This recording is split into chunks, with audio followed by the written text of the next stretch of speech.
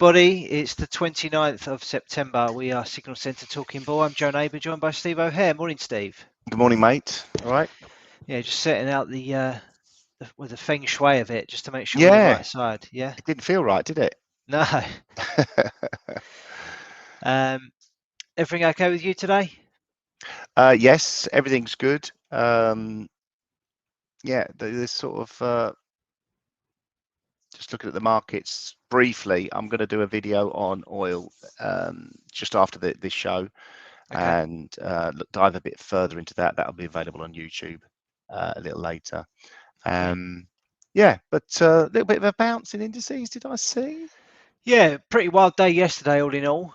Traders digesting a bit of information, obviously news with regards to supply chain breakdowns. We've also had rising treasury yields and also the US nearing its debt limit. Not too concerned about the debt limit situation because I felt like I hear this sort of every 3 years or so, where the US are reaching their debt ceiling, they just boot it down the road and extend it, don't they? Yeah, there is no limit really. There is no limit. Stop talking about the limit. Yeah, so the oil rally paused a bit yesterday. Futures are pointing higher today after they all plunged yesterday. So we'll have a look at what kind of dent that has left on the market yesterday. Certainly the price action that we saw and how things look today. What else have we got? So Senator Elizabeth Warren, she said she wouldn't support Federal Reserve Chairman Jerome Powell for a second term. And she said to his face that he's a dangerous man because he was making it too easy for big banks to take big risks. So a bit of fractions in between the Fed board members. Boris Johnson has said the UK fuel crisis is stabilising as he pushed back against industry demands to issue more visas to foreign truckers to fix the ructions in the country's supply chains. We've also got some Brexit issues going on, which we're all very bored of. UK and EU are seeking to cool tensions over a thorny Brexit dispute related to Northern Ireland as they prepare to engage in weeks of intensive negotiations over how to resolve it. We look forward to that. Pretty much it on the headline front. Keen to get stuck into the charts and see what damage, if any, there was left behind in the wake of the sell-off yesterday. So, Steve, I'm going to throw it over to you. You can give us a rundown on what you're seeing on the charts. Yep, lovely. I've solved the trucker dispute to get more truckers to sort of like come along, offer them Yorkie bars. Is that right? Yeah, Yorkie bars. It's for truckers, apparently. Is that right? Yeah. It used to be Yorkie bars not for girls or something, didn't it? Do you remember that? Yeah, I don't think we're allowed to say that anymore. No, definitely not. They had pink ones. But for truckers, it's fine. What's that? Truckers, yeah, they had a pink one. There's a pink Yorkie bar came out, wasn't it? And it said "not for girls" on it, and lots of girls bought it. Yeah, clever. So they knew that what they were worked. doing. Yeah, but yeah, Yorkie bars keep on trucking. I remember the logo back in the 70s, probably before you were born, Joe. Yeah. So that's why you wouldn't remember it. Anyway, technicals. So let's sort of like take a quick look at the weekly chart. Weekly chart, obviously, a little on indices here. Is that Footsie? Sorry, this is Footsie, yes. A little reminder how good last week was. We had that big sell-off last week, and we completely engulfed that candle, very bullish outside candle, and we've kicked on this morning. So this week, so it doesn't feel like we really had much of a sell-off, to be honest. I suppose Footsie is a little bit stayed anyway. So it did. If you think about this looks like it's setting up for a little bit of an inverse head and shoulders.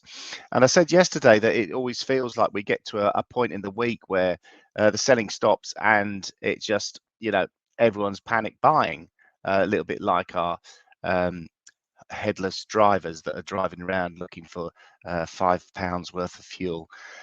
So yeah, it hasn't done any real damage to the Footsie. It's stalled around the psychological level just above 7,000, and it's bounced really aggressively this morning. We were actually I think we're short of that. We're looking to sell into a rally here. Definitely putting that under pressure. Stop is up around underneath the sort of like trend line high.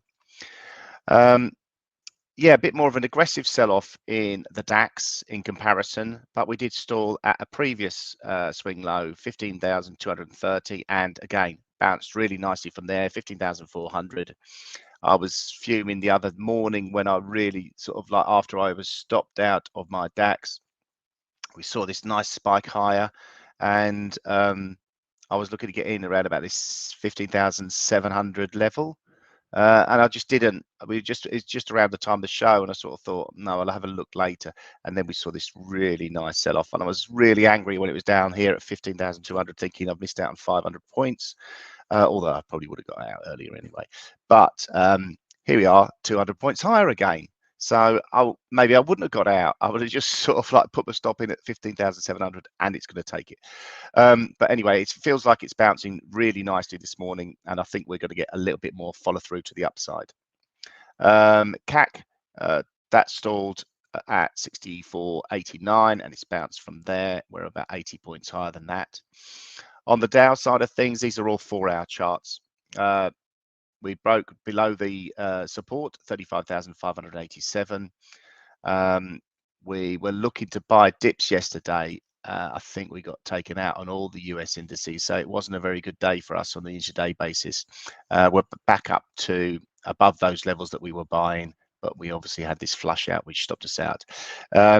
Inverted hammer formed on the 4-hour chart, which is a positive candle, and we're looking for that to follow through and trading at 34,525.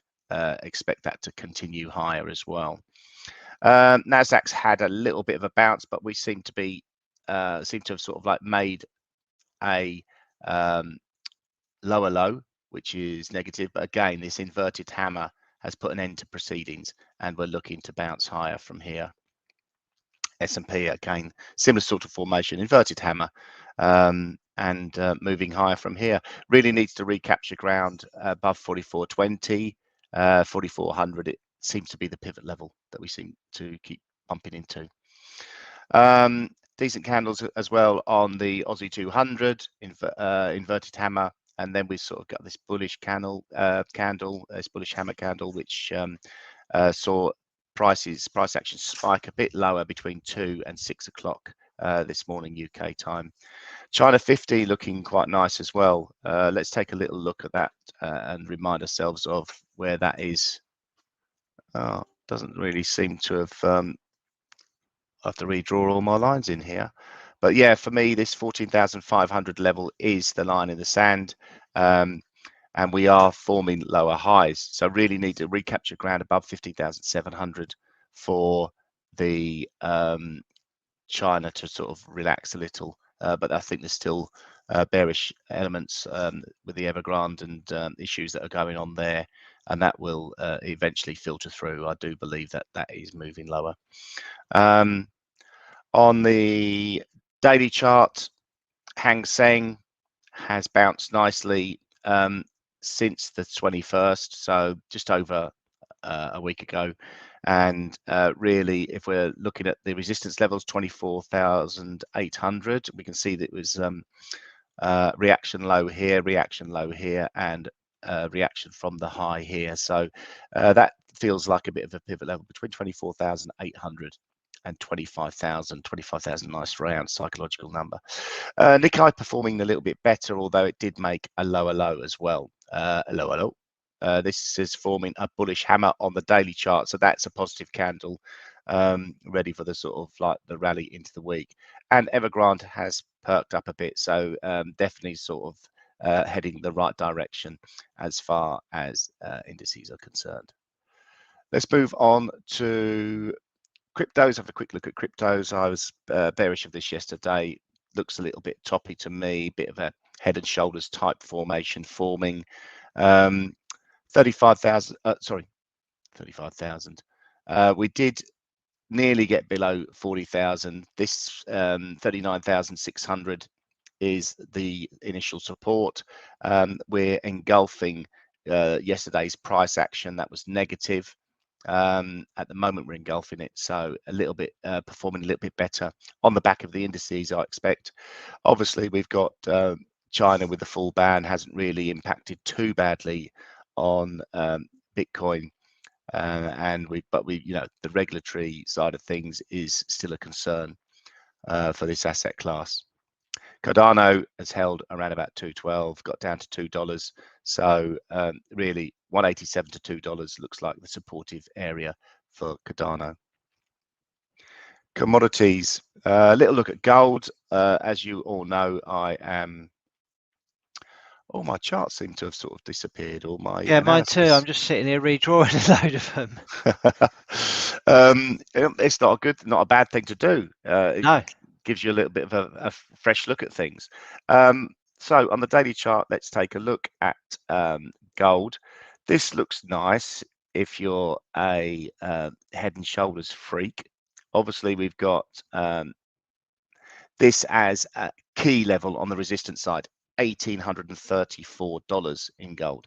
But we are under pressure at the moment, and the other level we have been watching is 1,677. So really, for me, this is the range, and we are heading lower. We will have support around about the 1,720 level. We're trading 1,740 at the moment. Let's break it down on a shorter term time frame to see if we've got any sort of formations going on. Little bit of an impulsive move to the downside, potentially a reaction from support here. But yeah, a break of 1718 to 1720 and the revisit to the volatile spike lower that we saw on that Sunday a few weeks ago down to 1680 is expected. So not really sure how that's going to play out today. Gold side of things, not really a lot going on the shorter term charts either. We looked at silver, which seems to be a little bit more under pressure, and again on the daily side of things, we have held around about the $22 mark, so that's positive. But a break there of $21.95 to $22, and that will we will see further downside in silver. I think that's it. Nice one. Okay, just redrawing a load of charts. Going to start the same place as always though. Dollar index. So yesterday we saw the 93.73 level taken out. Didn't close above there, but we are above there again this morning, and looking pretty good. Up 0.1% so far. Still trading within this bullish channel. Above that, we've got key levels to look at on the upside at 94.47 and 94.74. So we've got the 38.2% fib level. So this is the daily chart. For me, I think we've got a double bottom that's formed here. There's one bottom, there's another, two big bum cheeks.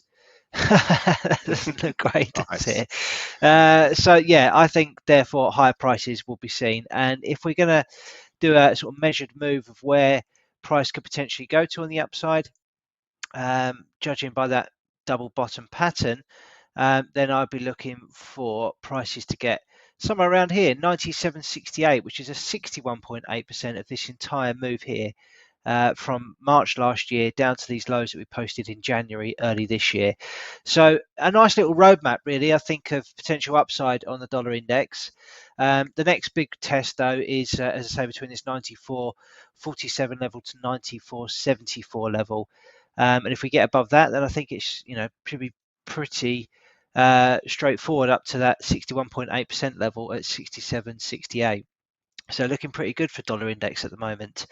So obviously that's going to mean that euro dollar doesn't look particularly great. This again, daily chart, head and shoulders top, been talking about it for months. And we are in the process of testing this key low here that was posted on the 20th of August. We haven't closed below it, and until we do, there is still hope that the bulls could be defending this level, because I imagine there's probably a fair few stops sitting around here that will be giving up the ghost on euro US dollar. And what that can do, people get sucked in and you get dip buys come in and fade it, and then you can see some decent sort of reversals pretty quickly to the upside. So do be careful of that, but ultimately I do think this is going to break down and finally complete this head and shoulders top pattern. in a way that I can really get behind. So again, measured move. Really, I'd be looking for maybe down at prices as low as down as 110.60, which is quite considerable. If we look at any fib levels going from the lows in March last year to those highs there, see if we get any confluence. Well, that may explain why prices have been a bit choppy around here, is because we've got the 38.2% fib level in and around this 117.04 level. Below that, we've got the 50% fib down at 114.93. And actually, the measured move of the head and shoulders target comes in sort of fairly close to the 78.6% fib level. So potentially a really deep corrective move could occur here on Euro USD over the medium term, providing we get this closing break below 116.64. So not looking particularly healthy for euro dollar at the moment. Where we are seeing some euro strength, however, is in euro sterling, and that's as a consequence of sterling weakness. This has been trading lower for a number of months, and in more recent times, it's been sort of trapped within this kind of range here. For some reason, my drawings have just reappeared. Did you do something there, Steve? No, I haven't done anything. No. Okay. Has yours just reappeared? Yeah.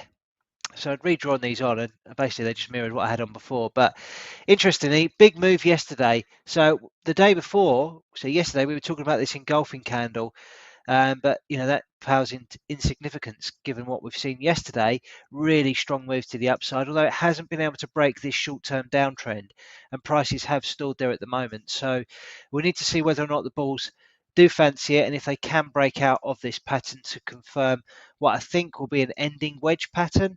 And therefore we can look for higher prices maybe over the short to medium term on euro versus sterling. Not looking good for cable yesterday. That, for me, I think has completed a top pattern here. So we've got the high here from the 24th. We've got the highs between sort of end of May to the beginning of June. We rallied lower into this support level here between 135.70 to 136.02. Both levels taken out yesterday on this big impulsive move to the downside, and we are still trading below it at the moment. So for me, I think lower prices are now set to occur. We've got what could be a big double top pattern, and we'd be projecting prices down to this kind of region, which is at 128.88, which also marries up roughly with a 50% fib level of this entire up move, which started at the height of the pandemic back in March last year. So not looking good for cable. I think lower prices look set to continue there, and obviously dollar strength. Finally, going to take a look at euro yen. Drawings have gone again. Maybe they'll flash up in a second. Don't know what's going on with TradingView today. Anyway, I was looking at a bit of a resistance level or a small range forming. There we go. Bit of a It range hasn't forming quite here. woke up, has No, it? I don't know what's going on there. It's a bit early. Bit of a range here in euro yen. Bit of an engulfing candle forming at the moment on the daily chart, so potentially eyeing that up as a gun to the head trade maybe. Could easily see a move back down here in the short term, and you've got obviously risk contained with a stop loss above these kind of levels. So from a risk reward perspective, that looks pretty interesting. Finally, going to take a look at dollar yen, which has rallied into this significant resistance level here that was from the swing high posted in July at 111.71. Above that, that's also actually a key swing high from back here on the 25th of March last year. And then above that, we've got some levels to focus on up here at 112.20-ish. But we've seen a bit of a break here out of a wedge or a pennant or maybe even a flag. And that has pushed higher, but has stalled at the first sort of test that it's faced on the upside. So we're looking to see whether or not that can kick on from here. But overall, looking pretty bullish. That's it from me on the FX front. Nice one. Thanks, Joe. Okay, gun to head trades from yesterday. Sorry? Gun to head. Yeah. Not bad yesterday, Steve. 2R on S&P. Nice one, mate. And you made 0.17R on Bitcoin. 165 Lovely. ticks. It's probably the smallest tick win we've ever had on Bitcoin, I reckon. Yeah. That'll do, Doc. though. That's probably just a Yeah. spread, isn't it? Yeah, that probably no, it's probably not. The spread is probably about 170, not 17. Okay, cool. So, what do you fancy today? Anything? Just sort of like going through and maybe sort of a short-term trade in oil. Now, all my stuff's come back now, so I can talk about it. Weekly chart, we're talking about. Oh, let's go to the monthly chart. Obviously, monthly chart. We were talking about this evening doji star formation. That's what it looks like on the weekly. On the weekly chart, we've actually superseded that previous swing high. Let's see where it comes in. 76.47. So and 76.80. Obviously, we've got the previous swing high back from the October 2018. So yeah, got back up to the resistance and then had a little bit of a capitulation. This yesterday was the reversal we saw, evening doji star formation. Nice. However, 4-hour chart is forming a bullish outside candle, so I can't ignore that. I've got to go for it. Even on the hourly chart, evening morning doji star. So let's jump into oil. We've got oil inventories out later, bear that in mind. Oh, I've got all the colors all the wrong way around, haven't I? That's going to confuse a hell of a lot of people. I did it yesterday as a bit of fun. Oh, no, that'll be red. That'll be blue. Right, that looks a bit better. So where am I going to target? Where's my stop inputs? Right, getting along at 74.31. Really looking for. Why won't it go higher, Joe? Have I got the wrong thing on? I don't know. Yeah, let's get rid of that one. Maybe the magnet setting on the left. It's on a strong magnet. Let me take it off and put it as a weak magnet. 74.31. I can do a really tight stop. What's the hourly one telling me? This is the hourly one. Oh no, I can't do a really tight stop on this.